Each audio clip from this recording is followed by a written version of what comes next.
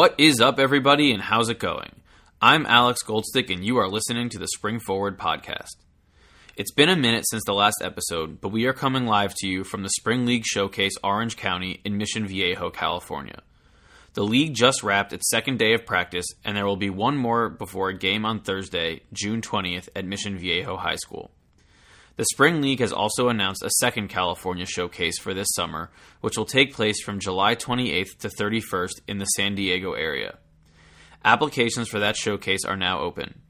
A link can be found at thespringleague.com, pinned to the Spring League's Twitter page, in the league's Instagram bio, or in the description of this podcast. Like the current showcase and the camp in Austin this past April, the July showcase will again feature an official partnership with the XFL. The XFL will continue to scout players and test rule changes that their league will feature when it launches next spring.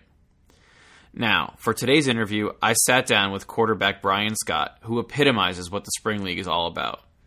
I won't tell you his story just yet. For that, let's get to the interview.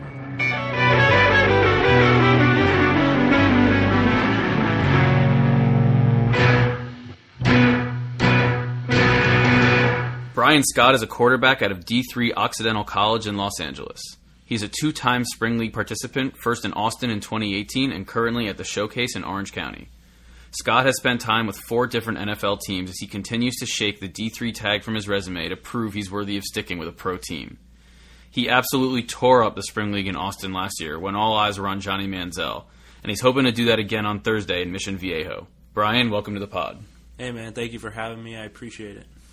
So I like to start out all these interviews by just asking you to recall your earliest memories of football, falling in love with the game. What does that initially bring to mind for you?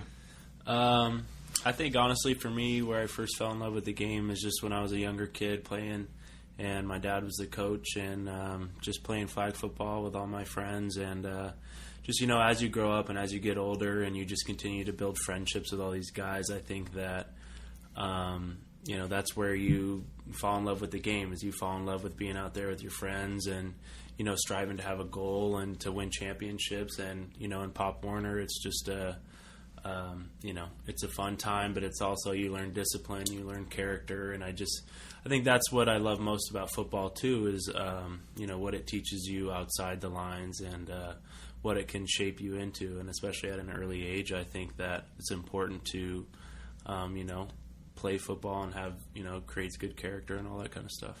You're a SoCal guy, so we're kind of in your backyard right now. Yeah. Does where you're from influence your love of football? Or, Southern California is a hotbed of sports in general. Yeah. The weather definitely helps because in September to November, there's no rain or anything. So, in my whole football career, I think I've played in maybe one rainy game, and that happened to be the one in Austin.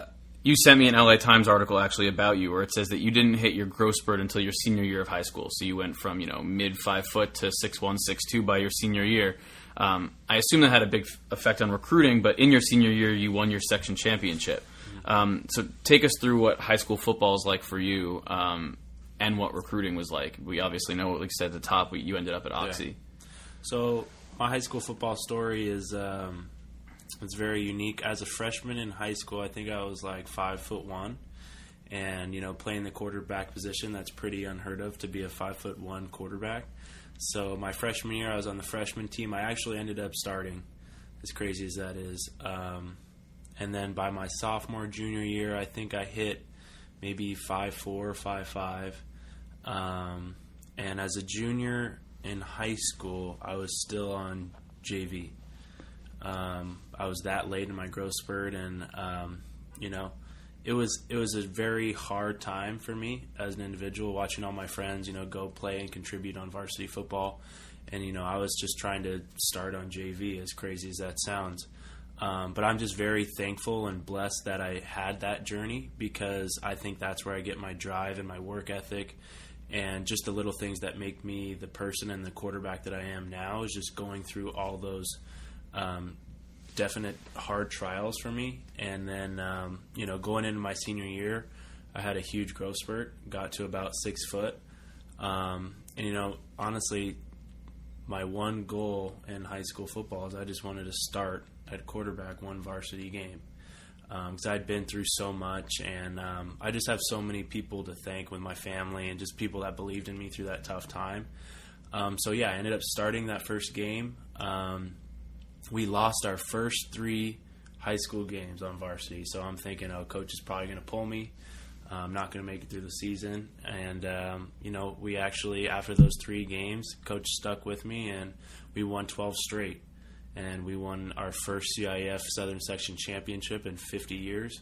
So that was a big accomplishment for me individually and our school. And just, I think that's what's cool about high school football is, you'll always be known as that. And I think that my story is just so special and unique because no one really thought that I was going to, our team would do that and me as an individual could accomplish something like that. So, but I'm very, it was tough, but at the same time it ended in a great way. So I'm just very thankful for that journey and that I had it, it went that way. Now, the showcase we're playing in now is at Mission Viejo High School. Yeah. Did you play there when you were in school? We had, I think, 2 passing league tournaments out here in Mission Viejo. We never won or anything, but it was definitely, it was a fun experience to come back here in a different light, and hopefully we can, I have a better result here on Thursday. So now we'll hear about some of your memories from Oxy, but before we get into that, I'm just going to list off the Oxy records you hold, as well as the Southern California Intercollegiate Athletic Conference records that you hold, and there's a lot. So sit back. You're the career passing yards leader for the conference. You're the career completions leader for the conference. You're the career total offense leader for the conference. And then you hold Oxy records for passing yards per game, total career offense, career passing yards, single season passing yards, completions in a game, completions in a single season, completions in a career, Oxy's passing yard record in a single game, and passing touchdowns in a single game. Take me through college. I mean, you Yeah. 4-year starter. I know that. Yeah. So I go to Oxy at 17 years old. I wasn't really expecting to start. I just wanted to play some more ball. Loved our head coach, Doug Simonis. He's a friend to this day. I go over there. We go through training camp. And to be honest, I'm struggling with the offense. In high school, we ran a 2-back, power, counter, roll-out type offense, and then we get there and we're running 4 receivers, run and shoot, throw it all over the place 50 times a game. So I'm just not ready for that. 3 games in, the all SCIAC, all conference quarterback breaks his arm, and I'm sitting there at 17 years old, and I'm the 3rd string quarterback at the time, and a little nervous. And so we go into practice next week, and I go from scout team to running first team offense, and I ended up getting the start the next week, and I think, the rest of the season I went 6-1 as a starter. And then sophomore year was a good year for our team. Junior season was good. I think another big thing for me that I take a lot of pride in is my junior and senior season. I was elected captain, and that's something that really sticks out to me because that's something that doesn't go away. And, that's the thing about my college career is I loved every single one of my teammates and my coaches, and I'm still, best friends with not only my teammates but my coaches to this day. And I love every one of them. And the records and the stats and all that are great, but I know I couldn't have done that without some, really great coaching from my quarterback coach, Darnell Arsenault, and a lot of the teammates that worked really hard with me in the summers to get ready. And individual stats are individual stats, but I always told them my records will always be their records as well because without them I don't have one of them. So before we get to the next phase, what can you tell us about Occidental in general, not even football specific? To me, the first time I remember hearing Occidental is I think Obama went there freshman and sophomore year, right? Yeah. But it's an LA school, and so you sort of stuck around SoCal to play football. Yeah.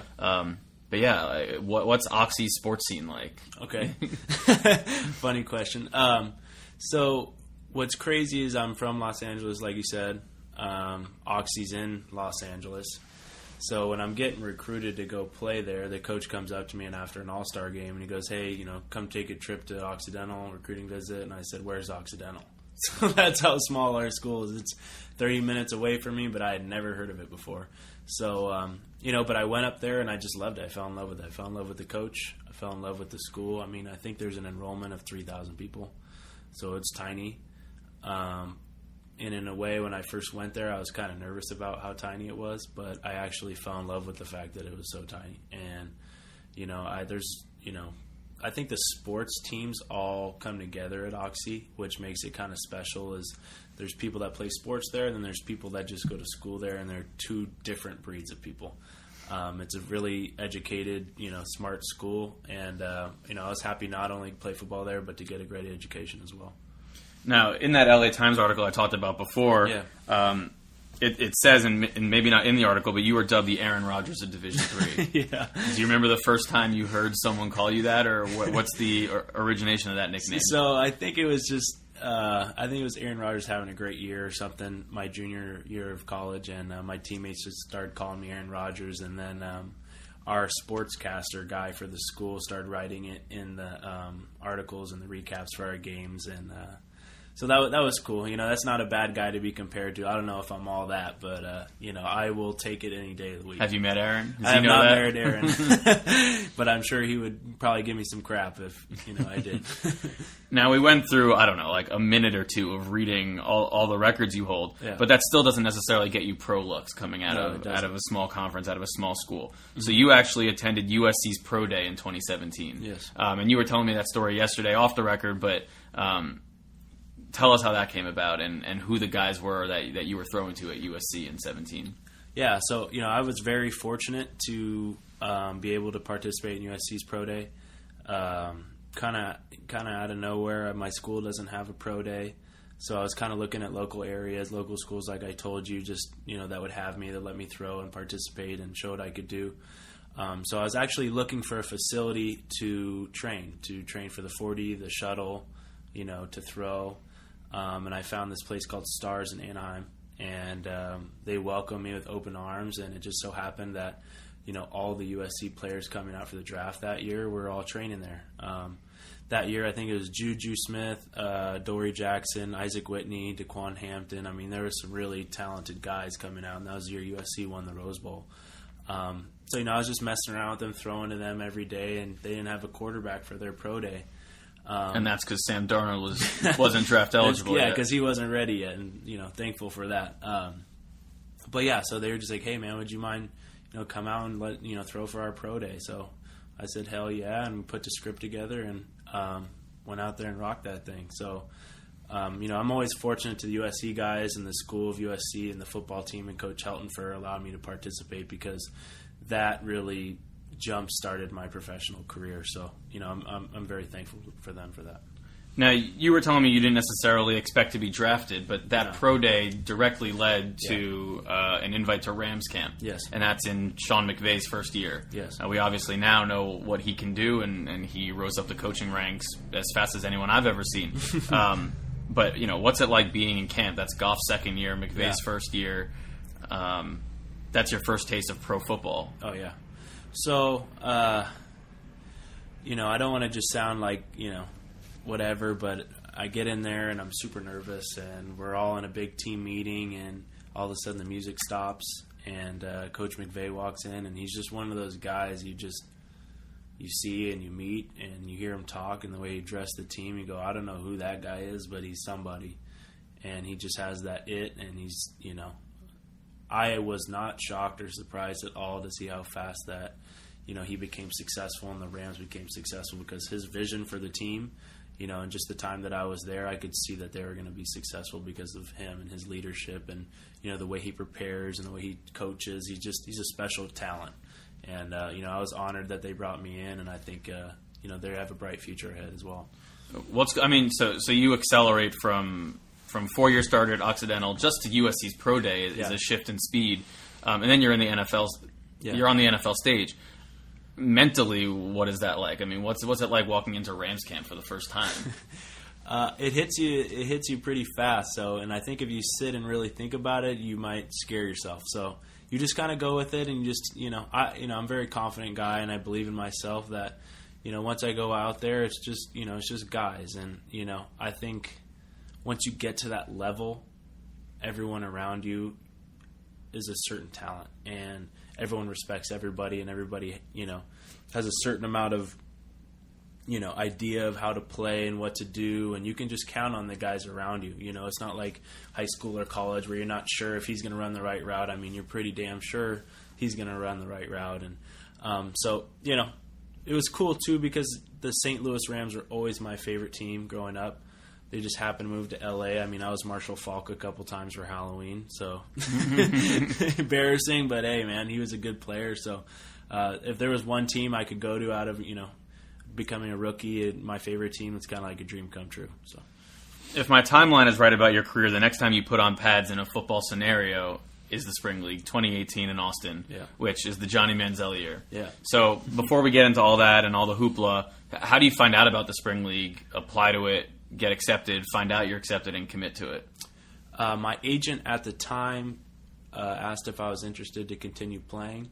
And I said, yeah, I want to keep playing, and hopefully it's at a bigger stage where I can really show, to a bunch of scouts and all that. Because even doing the USC Pro Day, not a lot of people had heard of me and done their homework on me. So I just wanted people to show everyone what I could do.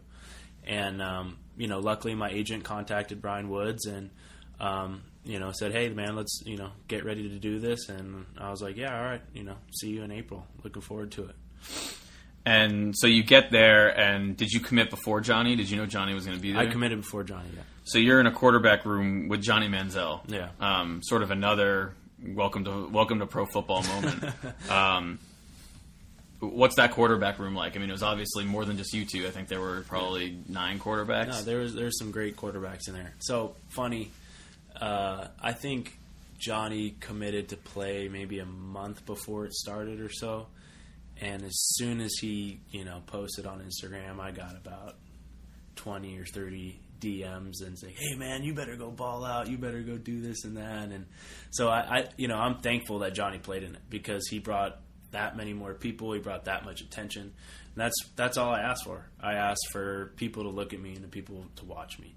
So, but being in that quarterback room, there's a lot of guys. I mean, Johnny was a great player, of course, and then Zach Mettenberger, Gerard Evans, Mitch Leidner, Cody Keith. I mean, there was Quinn Epper. There were some guys in there that were great players. So, and that had NFL experience. I mean, Zach and Johnny have both played games and started games in the NFL. So I said, hey, if I can hang with these guys, if I can go in here and do my thing, then I can really do this thing. So I wanted to prove to myself and prove to everybody that I could. Well, and you did a little bit more than that. We don't technically have a literal MVP award, but at the end of the game on social media, we dubbed you player of the game in both of your games. Yeah. What's that validation like? I mean, did you know in real time how well you were doing, or did you kind of get to the end of Austin and look back and realize what you had done? I think after the first game, it was so cold and so windy. I was just trying for the game to be over. But I mean, I don't think I noticed at the time how cool that was. I think during the second game, I kind of realized, like, okay, wow, I'm having a pretty good game here. I don't have an incomplete pass. It's going well. And but that year, in Austin 2018, I had some really special guys around me too. I mean, Algie's here now. I had Zach Sudfield around me. I had some great O-linemen. So again, it wasn't just me. Had some really good guys making me look good out there too. So, but I will always be thankful to the Spring League, to Brian, to all you guys for allowing me to play and allowing me to show what I could do. And especially it happened to be against Johnny, and he's a great player, so more people were watching. But that's what I wanted, and that's what I wanted to show. Now you've established some relationships with coaches who have stuck around the Spring League. Maybe are here this time. What coaches stand out from 2018 that you might have kept up with? Absolutely. Terry Shea, obviously. He's a great coach, been around the league for a long time. But not only is he a great coach, he's a great man. And, I'm very thankful to be coached. He's coaching all the quarterbacks last time I was with you guys and now this year. Steve Fairchild as well. He's become a friend. And I go up there to Denver to train with him. And he's also a great coach, but an even better man. And that's what I enjoy most about football is, we all go out there and, you're talented, whatever, but, these coaches, to get to know them off the field. And I just have that much more respect for them as well. And, of course, I can't forget Bart Andrus. He was actually my individual coach in the spring league in 2018, and he called all the plays, and I think he did a hell of a job there. He made me look really good, and I give him crap about that all the time. He's responsible for my success in that one too. Now, I don't know if this is official, but I think you hold the record for most camp invites post spring league in a single off season. So you got invites to Chiefs mini camp, Falcons mini camp, and Lions training camp, all from your spring league performance, which totally deserve. What was the off season of 2018 like? I mean, not so much an off season for you, right? But the NFL off season. Yeah, it was crazy. I was just kind of hoping to go out there and show what I can do, and maybe one team would believe in me and one team would watch the film, and just so happened that I had 3. And it wasn't from my college film. It wasn't from the USC Pro Day. It wasn't with my time at the Rams. They all had just known me from my 2.5 weeks I spent at Spring League. And I think that pays dividends to the Spring League and what they can do for an individual. I told you this yesterday, but I just feel so blessed and so thankful that there is a Spring League, because I'm just the perfect candidate that shows, if I get the opportunity, if I get to play in games and put the pads on and show what I can do under the hardest moments, that's when, you see who's real and who's not. And, luckily all the film went out, and some coaches here at the Spring League believed in me enough to make some calls for me, and that's what it took, and I'm forever grateful for the Spring League for that. Is there a moment or two from one of those 3 camps that stand out in your mind? I mean, you go from probably the shock of Rams camp to, you haven't made a roster, unfortunately, but kind of becoming a vet of the NFL scene. Yeah. It was definitely a lot different than I think Rams camp. I was a rookie. I was so young. I'd come from Division III. I was kind of like, hey, what's going on? And then I come to Spring League, and I felt like I got more adapted, and I really started to, get comfortable in this kind of scenario and with all these types of players. I mean, because in Austin, there was just LSU, Alabama, Auburn, Florida, Texas A&M. I mean, you name it, we had it. And so that gave me the confidence that, I can really do this thing. And then so when I got to the Chiefs and then the Falcons and Detroit as well, it's just like, okay, yeah, man, I can do this thing. And, I'm just waiting for that real opportunity where I get to go out there in a game and show that franchise what I can do in a game, because I know what I can do. Do you still feel like you're trying to shake sort of the D3 resume, or, is it straight performance-based? Or I know football is a very political sport, right? Yeah. Do you feel like there's something, on the baseball card of yours that says that you have to overcome so many more hurdles? Yeah, kind of like you said, I just feel like, coming from a small school, people have heard of me now, but I still think that how many people have really seen me play in a game? How many people have really seen me when the lights are on? And because I wasn't on ESPN in college or ABC or Fox or any of that, and the Spring League's the closest thing I got to it, was the Bleacher Report Live. So I'm just kind of waiting for that opportunity to get in a game and to show all 32 teams what I can do when the lights are on, and because that's when I'm at my best. Practice is practice, and I take that very seriously as well. Don't take me wrong, but I think when the game is going and, the guys are nervous, and that's when I rise, and that's what I want to show teams. Well, and so all that brings us to literally today, right? Yeah. We're in Mission Viejo, California, Spring League Showcase 2019. The Spring League was partnered with the XFL in Austin this year, but this is the first camp that you're at with an official XFL partnership. Uh-huh. Obviously, a new opportunity for professional football that will be starting next spring. So what are it's been 2 days of practice. What are your initial impressions of this Spring League Showcase and sort of, the XFL? The XFL's on site. Some of their GMs and coaches are coming through, but they're also toying with some rule changes and new balls. What sort of hit you initially about Spring League Showcase with an official league partner? Yeah, so honestly, I've been impressed in the last 2 days how we can go from not having any meetings really to going out there on the field and throwing the rock around, and guys kind of know what they're doing, and so that's been impressive. I don't know how. I told Brian Woods today, I just say, man, I don't know how you do this, and how, because it's organized, but I don't know how guys show up and know where to go. So he does a great job. So that's a testament to him. But Yeah, I mean, I got to throw around the XFL ball today. It's kind of cool. It's got some stripes on the end of it. It spins pretty well, so no complaints here. And I'm not even sure if that's the official ball or if they were just testing it out, but yeah. Yeah, so, I mean, I'm a fan of it. I hope it works out for the XFL, and I hope a lot of guys get chances from it. And I hope a lot of, there's a lot of great football players out there. And I think that's what you see at this showcase. And you get to put the pads on. You get to show what you can do more than just a 40-yard dash and a 3-cone shuttle. I mean, there's more to football than that. And I think the more leagues there are, the more chances people get to show what they can do. And I'm one of those guys. And, there's a lot of guys out here that can play that have just not gotten the exposure that they maybe should have. And, like you said, it's just political. It's a crazy world. I call it a fraternity because it kind of is. And I just want guys to have the opportunities that I've gotten as well from this thing. And I've tried to recruit as many guys as possible from around my area that I believe that are good football players that just haven't gotten the right scenario. So there's some guys out there that I'm excited to see what they can do this week and then on Thursday.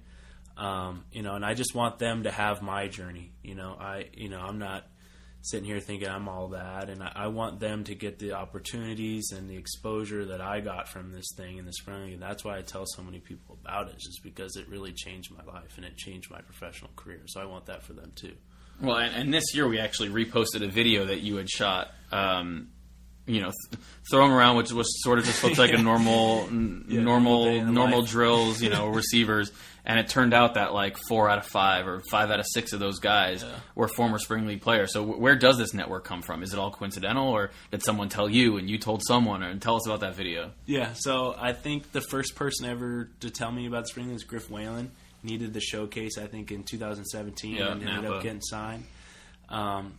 So I did that, and then I tried to recruit some receivers. So I tried to recruit some guys to come play with me in Austin in 2018. And so Travis Harvey, Marcus Peterson, who's here now, Daquan Hampton, who's here now, James Nelson is a running back who did a showcase not too long ago. I think there's all scripted by Steve Fairchild. All scripted by the coach at the spring league. So I think it's funny how it all turned out, but. That's just another thing of spring league bringing us together and allowing us to, keep playing and to show what teams we can do. So, I think that was cool, and I got some good feedback from that film, not only about me, but with the guys that were running routes with me too. So, yeah, and then just to go back to the XFL for 1 second, and last question is, if the professional route takes a turn towards the XFL, there's obviously a team in LA. Maybe you could stay home, but is that something you'd embrace if they came calling? Absolutely, yeah. I think. I think the XFL has a lot of potential, and I think it could be a great league. And I know Mr. Luck is a good dude, and I think he runs a good operations. And from what I've seen, I think they're trying to twist the game around a little bit, make it faster, no huddle. I think they're doing some good things to get viewers to watch. So yeah, we'll see what happens, man. And I think that it's a great opportunity for a lot of guys, and I'm hoping it sticks around and survives, because I think it could be great for a lot of guys. Well, that's all I've got. I think your story, epitomizes the spring league come up and the exposure that the spring league's trying to get for guys. What better story than last year in Austin getting 3 opportunities out of it? So, let's hope that 2019 Orange County showcase kind of slingshots the momentum again. Yeah. Well, thank you for having me on, and big thank you to the spring league, and whoever's listening, man, give it a shot, and you put your best foot forward, and we'll see what happens.